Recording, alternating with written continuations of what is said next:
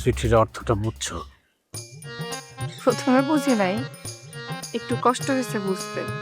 পরে যখন দেখলাম একটা লাইন অক্ষত, ভালোবাসি তোমায়, তখন কি আর কোনো কিছু বুঝতে বাকি ছিল? লাগি, আমি তো কোনোভাবেই তোমার চিন্তা মাথা থেকে পালাইতে পারতেছি না।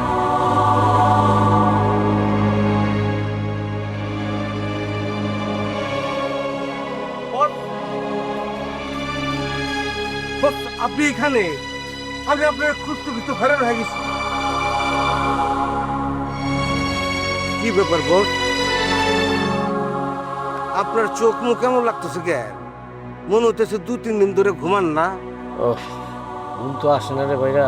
ক্লেমনের কিউআর কোড স্ক্যান করো আর ঘুরে দেখো বাংলাদেশের ঐতিহ্য। ক্লেমন, ক্লিয়ারলি বাংলাদেশি। ঘুমাইলে এই চোখের মধ্যে লাইলিতে ভাসে, মনে হইতেছে সময় খুব দ্রুত ফুরাই যেতেছে। সময় ফুরানোর আগে রুস্তম ভাইয়ের লোকে কথা কন না কেন? দ্রুত যামু ভাবতেছে, দ্রুতই যামু, কিন্তু রুস্তম তো আগের মতো নাই রে। তারপরে চেষ্টা করবো আমি। চোখের লজ্জা থাকলেও আমি ওরে বইলা ফেলবো, বলবো যে তোরা আবারে যদি সুখে রাখতে চাস তাহলে আমার কথাটা তুই একটু শোন। কিন্তু এরপরও যদি না শুনে? শুনুক আর না শুনুক, চেষ্টা না করলে তো নিজের আমি বুঝ দিতে পারবো না। লাইলি আমার জন্য কত কিছু সহ্য করে, তার জন্য যদি আমি একটু মাথা নিচু করে দাঁড়াইতে না পারি তা কেমনে কো? বস, আসল সমস্যা কিন্তু রুস্তম না, আসল সমস্যা হইতেছে ওই সাদিক মহাজন। শালা সাংঘাতিক একটা কাউটা ছিল। কি কমু, ওর নামটা উচ্চারণ করতে আমার গাও কুলে ওঠে। আমিও শুনছি মানুষের টাকা ধার দেয়, এবার ফাঁদে ফালায়, জমি খায়, সময় সময় মানুষও খায় ফেলায়। আমি সবচেয়ে বেশি ভয় পেতেছি জানোস, ওর চোখের ভাষা দেখিয়া।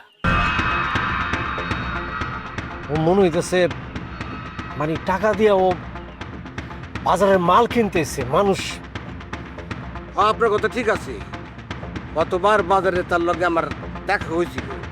লাইলিপুরে নিয়ে কথাবার্তা বলতেছিল, এমন ভাবে কথাবার্তা বলতেছিল মনে হয় বিয়া না, ও বাজার থেকে গরু ছাগল কিনতে আইছে। এটাই ভয় পেতেছি রে। লাইলির আমি ছোটকাল থেকে চিনি না, হাসি খুশি একটা মাইয়া। ওর বিপরীতে ওই লোকটার মুখ যখন আমার সন্তরে ভাসে, মনে হয় লোকটার আমি জীবন্ত কবর দিয়ে দিই। এসব অলক্ষণে কথাবার্তা বলেন না তো বস। শোনেন, আপনার কাজ করেন, আপনি রুস্তমের সাথে দেখা করেন, সরাসরি কথা বলেন।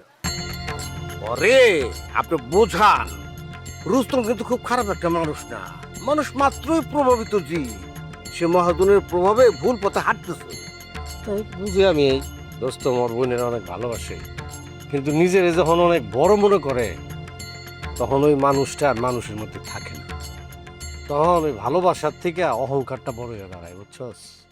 আর যদি কোনো কিছুতেই না মানে? তাইলে আর কি করার, আল্লাহ যে রাস্তা খুলে দিবে ওই রাস্তায় হাঁটুক।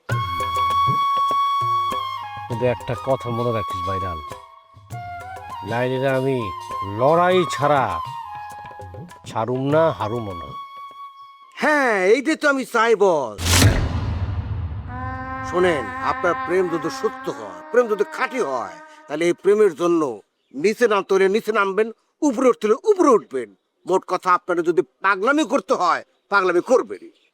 শেষ পর্যন্ত আমি রুস্তম রে বুঝামু, ভালো করে বুঝামু। এরপরও যদি না বোঝে তাহলে ভাগ্যের উপর আর নির্ভর করবো না, ভরসা করবো না, নিজেরাই নিজের ভাগ্য নির্ধারণ করবো।